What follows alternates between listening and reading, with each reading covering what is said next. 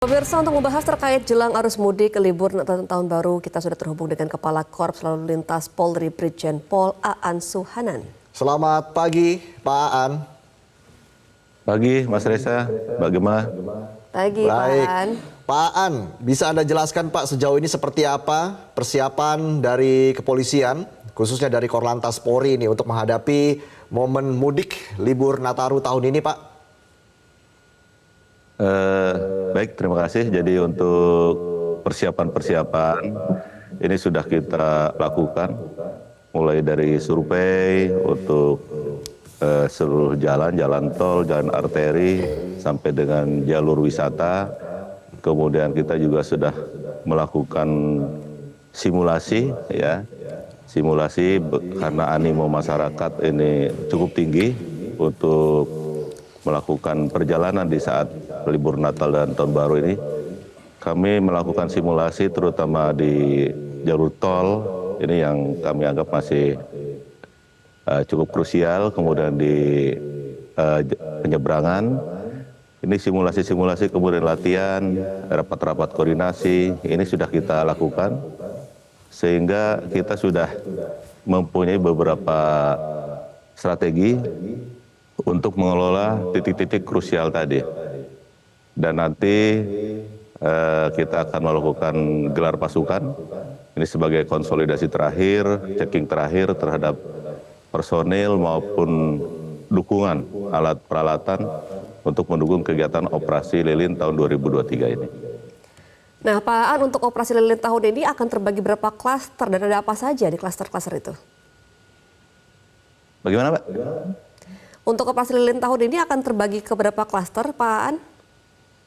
Oh, baik. Jadi hasil survei kemudian simulasi-simulasi, kita setidaknya ada 3 klaster. Yang pertama adalah di jalan tol, kita sudah petakan beberapa trouble spot ya di jalan tol ini. Yang pertama nih rest area masih tetap menjadi salah satu penyumbang pelambatan sampai pada kemacetan. Kemudian ada beberapa titik krusial di jalan tol ini, ada bottleneck ya. Ini kalau di Jakarta Cikampek sampai dengan Semarang ini ada di kilometer 47, itu pertemuan antara MBZ dengan jalur yang ada di bawahnya. Kemudian di titik kilometer 87 ini ada bottleneck dari 3 lajur menjadi 2 lajur. Nanti kalau kita lakukan kontraflow dari 72 sampai 87, berarti dari 4 lajur menjadi 2 lajur. Kemudian di kilometer 152 juga ini juga ada bottleneck, pertemuan dari Cisumdawu dengan Cipali. Ini juga kita antisipasi. Ya, gimana Mas Reza? Ya, baik Pak Aan. Kalau kita berkaca Pak dari evaluasi ataupun dari momen mudik di tahun-tahun sebelumnya atau mungkin mudik lebaran di tahun ini, Pak Aan, apa sebenarnya hal-hal yang perlu disempurnakan lagi Pak agar momen mudik Nataru ini bisa berjalan lebih lancar lagi, Pak Aan? Yang pertama tentu support informasi. Alhamdulillah untuk tahun ini kita sudah bisa menghitung, kita sudah pasang traffic counting terutama di arteri Pantura, sehingga kita tahu ketika akan melakukan one way atau rekayasa di jalan tol, kita tahu situasi arus lalu lintas yang ada di arteri. Kemudian untuk jalur tol juga ada penambahan 1 lajur ya, dari 72 sampai 87 tadi, itu mudah-mudahan ini bisa menambah volume kendaraan yang bisa melalui jalur tersebut. Kemudian di penyeberangan juga demikian ya, untuk tiketing Erizi ini sudah online seluruhnya, sehingga masyarakat yang akan menyeberang ini bisa langsung membeli tiket H-1, H- seminggu, sehingga masyarakat yang akan menyeberang ini sudah punya tiket semua. Kemudian di Ketapang ini ada penambahan pelabuhan atau dermaga di dermaga Bulusan dan di dermaga Jangkar. Ini sangat membantu untuk kelancaran arus lalu lintas terutama yang menuju ke Bali nantinya. Itu beberapa kemajuan baik itu sarana prasarana, mudah-mudahan dengan beberapa hal yang baru ini bisa memperlancar arus lalu lintas, Mas Reza. Baik, Pak Aan, sebelumnya menjadi evaluasi adalah kualitas CCTV Pak di jalan tol Cikopo Palimanan atau tol Cipali yang dinilai kurang bagus. Nah untuk ini seperti apa Pak tindak lanjutnya untuk momen mudik Nataru tahun ini Pak? CCTV di Cipali khususnya ini sudah ada peningkatan resolusi ya atau peningkatan kualitas dan ini sudah kita integrasikan dengan posko kita, posko Nataru nanti di kilometer 29. Kemudian dari Jasa Marga juga menambah CCTV cukup banyak, terutama di jalur-jalur untuk jalur yang fungsional, kemudian jalur yang sudah operasional juga banyak ada penambahan CCTV. Khusus Cipali ini ada kemajuan, Mas Reza. Sudah menambah beberapa CCTV dan mengupgrade CCTV yang selama ini kualitasnya kurang baik. Ini terima kasih untuk Cipali. Oke Pak Aan, untuk angkutan kan tadi Kemenhub mengatakan bahwa angkutan membawa sembako dan juga BBM serta BBG tidak dilarang untuk melintas. Nah, apakah tetap ada larangan bagi jenis kendaraan tertentu melintas di saat operasi Nataru saat ini? Betul, jadi sudah ada surat keputusan bersama Kakor Lantas, Dirjen Hubdat dan Dirjen Bina Marga. Ada pembatasan untuk sumbu 3 ke atas. Ini dari tol Sumatera sampai dengan Jawa Timur untuk ruas tol tersebut itu dibatasi. Nanti mulai pukul 00.00 di tanggal 22 sampai 24 ini kita batasi. Kemudian pada saat arus balik tanggal 26 sampai 27 itu kita batasi. Kemudian pada saat arus mudik kedua tanggal 29 sampai 30 juga kita batasi dan kembalinya tanggal 1 dan tanggal 2 kita batasi. Ada beberapa pengecualian untuk sembako, bahan bakar, air dan sebagainya. Dan itu pengecualian ini termasuk yang larangan tersebut termasuk kendaraan barang yang mengangkut material seperti batu, pasir, ini seringkali underspeed sehingga dilarang untuk masuk tol nanti selama operasi lilin ini. Namun untuk arteri, ini kendaraan tersebut masih bisa operasional dengan waktu antara 22 malam sampai dengan pagi di jam 5. Jadi masih diberi kesempatan untuk operasional kendaraan barang ini.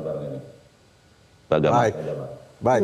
Pak Aan, untuk mudik Nataru tahun ini tentunya ini kan di tengah lonjakan kasus COVID-19 ya Pak Aan. Apa himbauan ataupun anjuran dari pihak kepolisian Pak yang bisa Anda berikan bagi masyarakat yang akan melakukan mudik Nataru tahun ini Pak?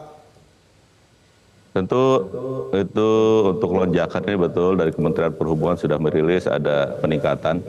Kami menghimbau kepada warga masyarakat yang akan mudik, yang akan bepergian ke tempat-tempat hiburan, ini tetap walaupun tidak diwajibkan, tetap gunakan protokol kesehatan, ya, cuci tangan, kemudian menggunakan masker, dan ini tetap dalam beraktivitas, ini masyarakat tetap menjaga itu dan disarankan membawa obat-obatan ya pada saat bepergian, minimal untuk obat mungkin penurun panas, obat flu dan sebagainya. Kepada pengelola hiburan juga demikian ya. Silahkan dipasang untuk pengukur suhu ya di terminal, di bandara, kemudian di tempat-tempat hiburan, wisata, sehingga bisa mendeteksi apabila ada warga masyarakat yang mungkin suhu tubuhnya tinggi, ini bisa diobati di situ. Kemudian dari mana? Dari pengelola jalan tol juga itu sudah menyiapkan pos-pos kesehatan ketika masyarakat sedang mudik, sedang melakukan perjalanan, apabila terasa sakit itu bisa masuk ke pos yang sudah disiapkan. sehingga mudik nanti bisa aman, nyaman, juga tetap sehat. Demikian, Mas Reza. Iya, Pak Aan, adakah wilayah atau kota yang perlu diwaspadai diprediksi akan lebih padat dari yang lainnya, dan apakah ada penambahan keamanan di sana, Pak Aan? Sesuai survei yang dilakukan oleh Kementerian Perhubungan, tujuan tertinggi adalah ada di Jawa Timur, ya. Kemudian ada di Yogyakarta untuk tujuan libur ini, Natal dan Tahun Baru. Kemudian asal juga kebanyakan dari Jawa Timur. Ini kami sudah petakan ya untuk Yogyakarta, kemudian Jawa Timur kita sudah simulasikan, kita sudah siapkan rekayasa yang akan dilakukan di tempat-tempat wisata tersebut ya, seperti di perempatan Singosari, Malang, ini kita sudah siapkan rekayasa lalu lintas, kemudian di Batu, kemudian di Jogja juga demikian, sudah kita siapkan beberapa alternatif jalur yang bisa digunakan oleh masyarakat. Tentu ini sudah disosialisasikan oleh para Dirlantas ya, sehingga mudah-mudahan dengan strategi-strategi yang kita siapkan ini masyarakat bisa tetap melakukan perjalanan liburan ini. Namun kami juga mohon maaf ya, pasti ada perlambatan, ada kemacetan. Ini tentu kita akan urai terus sehingga bisa maksimal lagi untuk perjalanannya. Ya, tentunya Dan kita harapkan. kami juga menghimbau. Ya, Mas Reza. Ya, silakan dilanjutkan, Pak Aan. Kami juga menghimbau, ini seringkali kemacetan di jalur-jalur wisata ini karena kapasitas atau area parkir yang sangat terbatas ya. Kami juga sudah koordinasi dengan para pengelola dan masyarakat sekitar untuk membuka ruang-ruang parkir. Untuk para wisatawan ini tidak parkir di bahu jalan atau di pinggir jalan sehingga menghambat arus lalu lintas yang ada di belakangnya. Baik, kita harapkan arus mudik maupun arus balik di momen Nataru ini berjalan dengan lancar dan sukses. Terima kasih Brigjen Pol Aan Suhanan, Kakor Lantas Polri, sudah bergabung bersama kami di Metro Pagi Prime Time. Jelajahi cara baru mendapatkan informasi. Download Metro TV Extend sekarang.